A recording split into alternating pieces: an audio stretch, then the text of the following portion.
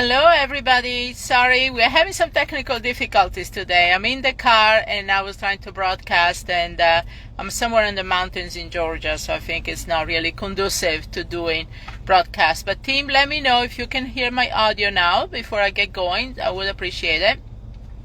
And this week's topic is about fix and flips. So the way we talk about fix and flip is at the beginning of the week, actually, we shared a PDF with you. So I strongly suggest you download the PDF because it goes into a lot of more details than what I can do today. The other thing is I just finished, see the puppy behind? That's Marley. I just finished the training, brand new training that I've done off the press on fix and flips.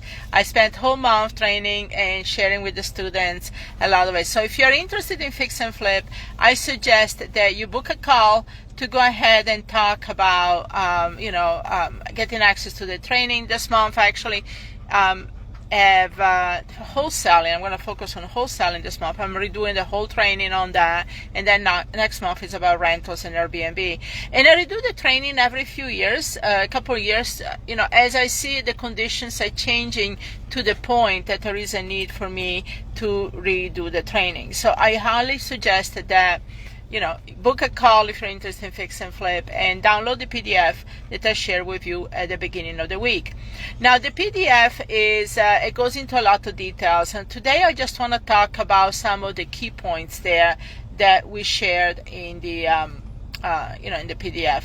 So the first thing that is all common to either wholesaling, buy and hold, and fix and flip is choosing the area. Okay, and here's where I see a lot of the struggles with people that want to get into real estate in any strategy. They don't do the groundwork, the homework, before they jump into the strategy. Okay, so you really have to spend the time in doing it, because you're going to put a lot of time, a lot of money, a lot of efforts, and if you don't do the groundwork, it's going to be uphill. It's already hard a lot of times, right, to really get into real estate. But the thing is, it can be so much easier if you do things in the right progression. So really doing some research on the area. What am I looking for? I'm looking for supply and demand. I'm looking for what is going on in the area that might get people to want to buy in the area, because who is going to be your target buyer when you are a flipper? It's either going to be a owner-occupant, right, or it's going to be a landlord.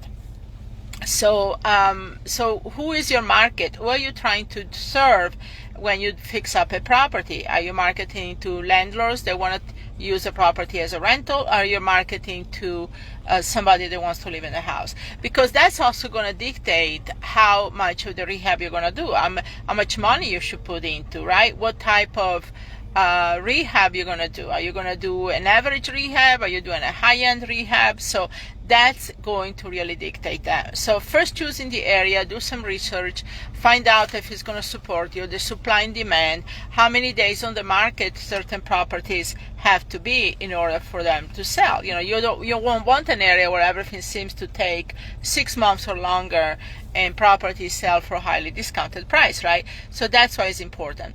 So second thing is you want to get your financing squared away. How are you going to fund these properties, right? Are you going to tap into your resources? Are you going to do the IRA and do a self-directed IRA? Are you going to get into your pension fund? Are you using the cash value of your policy, life policy? Are you doing a line of credit on your home, right? So what are you doing to really get this, the financing set up? So that's important. That's super important. So then once you get squared away, or you're using other people's money, are you using private money, hard money? Are you going to partner with somebody who has the money, right? So all that has to be done up front. After that, now you can start looking at deals, right? The good thing about being a flipper is that you don't have to strictly source your deals like a wholesaler would, meaning that you can leverage some of the other investors out there to bring you deals. Okay, so you don't have to do all the work we talk with wholesaling. So you can leverage the MLS, you can leverage agents bringing you deals, you can leverage other wholesaler bringing you deals. So there is a lot of ways you can do it, but in a way it makes it easier for you. Obviously the numbers have to work, which brings me to the next thing, right? You have to analyze the deal and see how the numbers work. So some of the rule of thumbs that I say is that, for example, to have the numbers that work, you should make about 15 to 20% of after repair value as your profit. I used to say 10 to 15%. The reason I'm saying higher nowadays is because, uncertainties have been happening in the economy and things like that. So you want to pad it a little more because, the prices are fluctuating. And so you want to have 15 to 20%. Now, the other thing I say, and this is kind of a side note, if you want to be more on the safe zone, on the sweet spot for investing, which property you want to do fix and flip, you want to do property, the after repair value, what you put on the market, is going to be below your FHA limits for the area.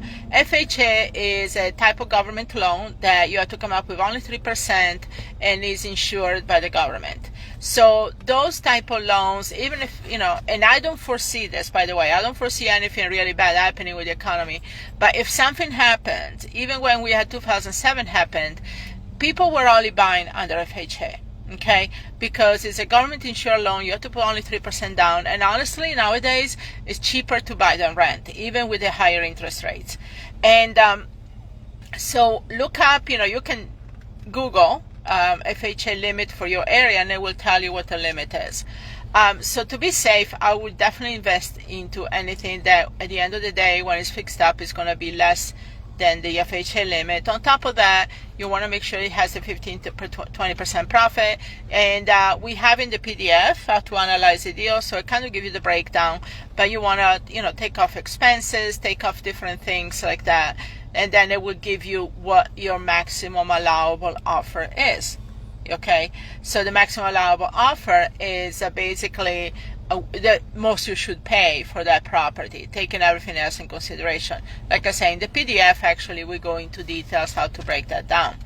Now, when you analyze the deal, you get the property under contract. So usually I analyze the deal a couple of times. I do kind of a more general analyzing deal. I don't go into a lot of the details before I put the contract, kind of a ballpark. Then I put the property under contract. Obviously, you need to have the right stipulations and contingencies on the contract, so that lets you negotiate. But then I go back and analyze the deal again once I have the final figure. So once you have a final figure from the contractors, for anything else after you do building inspections, which is the due diligence period that you get after you get the property under contract, then at that point, I analyze the deal again. And then if I have to make any adjustments, then that's when I go back and make any adjustments with the seller. Okay, so so that's the thing that you have to do in analyzing a deal. So you do your due diligence, and then once everything is set in stone, once you got finalized, you know what your numbers are, your contract, you're good to go. If you have to renegotiate, this is the time. Then after that, you do your after the due diligence, that's when you pull, you start pulling permits and you get things ready to go. Also at this point, after you get the contract, you should get 2-3 contractors to go over there and give you different bids.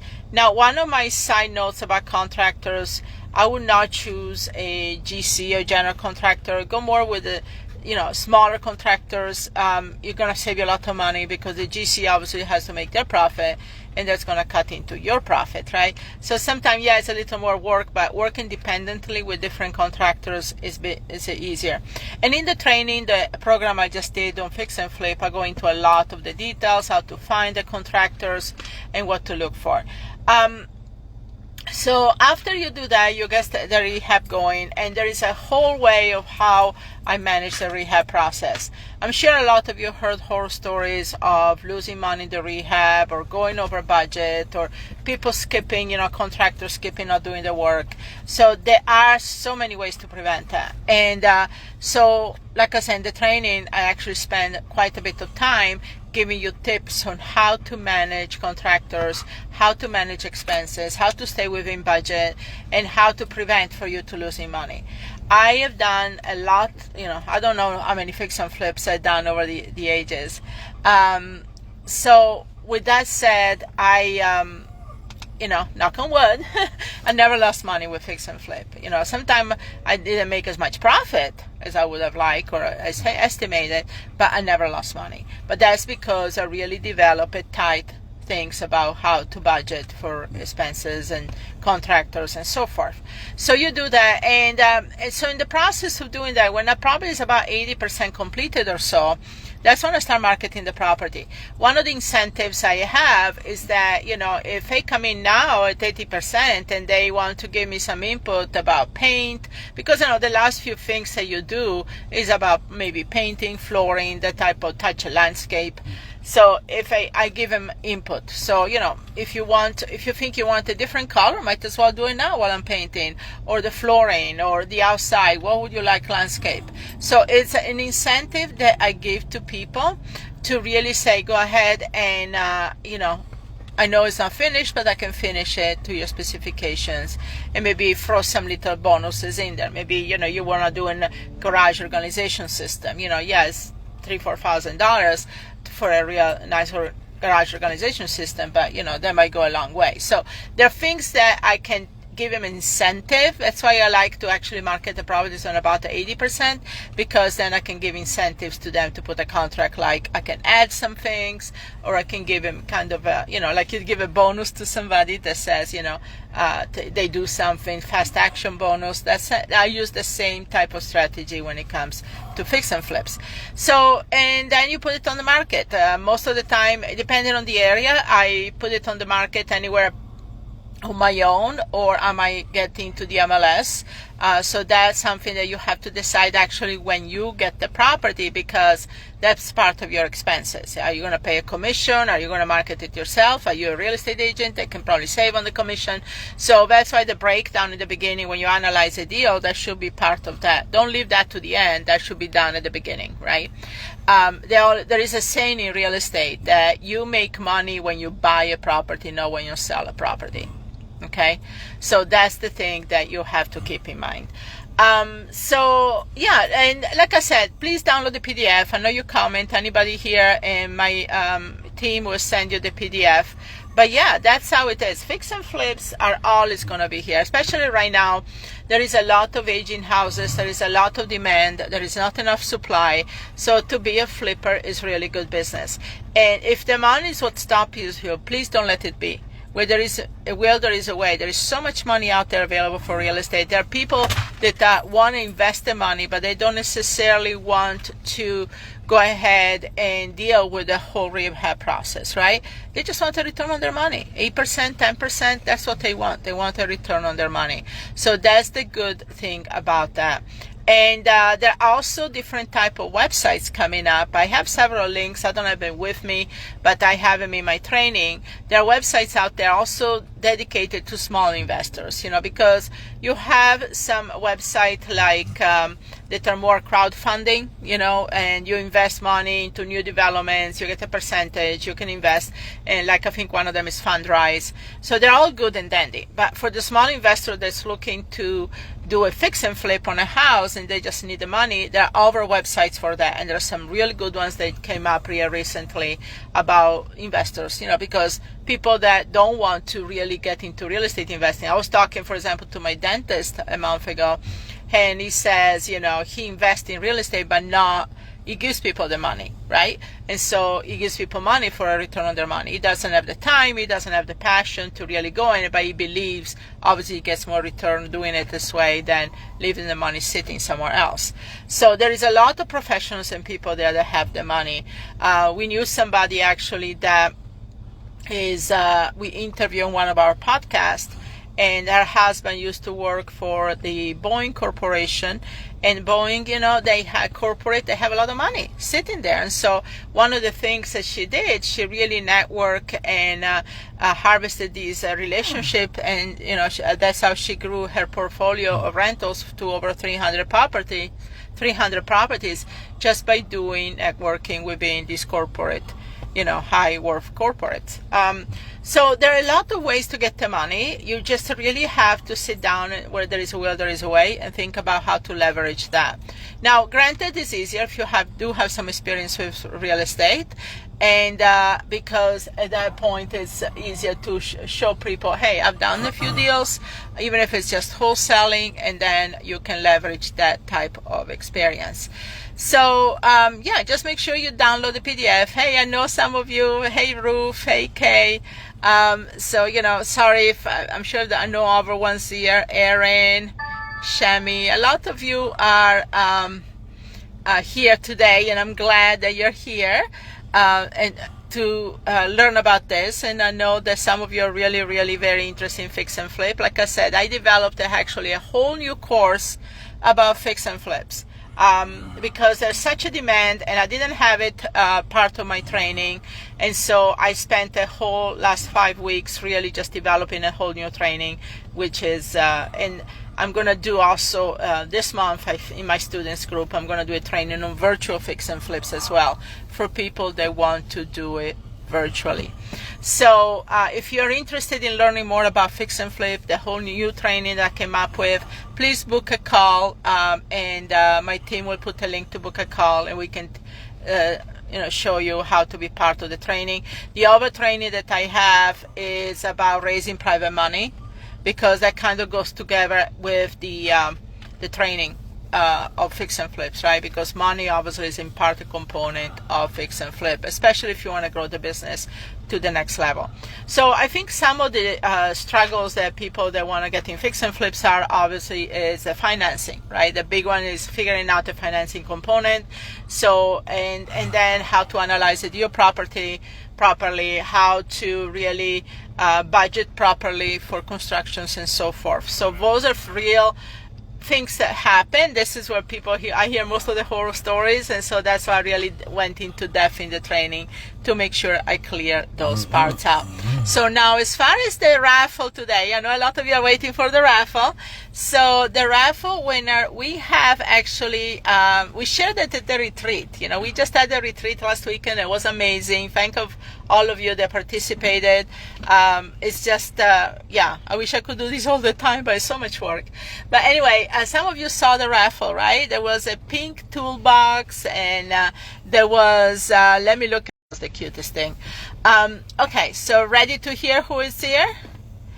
The winner is can you hear me, team? You're saying that you cannot hear me? Make sure you can put in the chat if you can hear me, Julie. Does everybody hear me okay?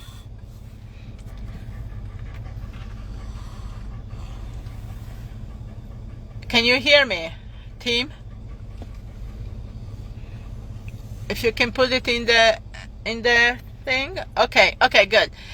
So the winner is Ruth Jacobs. So Ruth Jacobs, congratulations. And I saw you at the retreat, so I'm super excited you got this.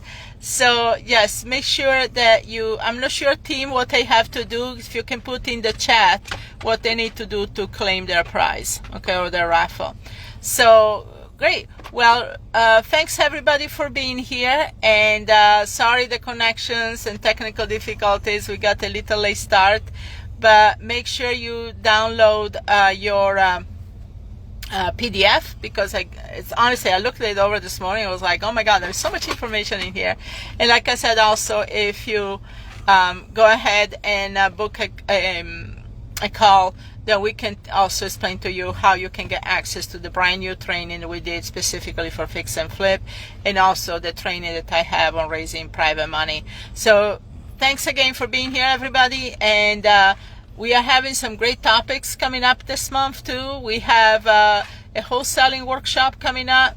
We also have, how many of you here are also interested in land investing, doing real estate investing with land? Believe it, you can wholesale land.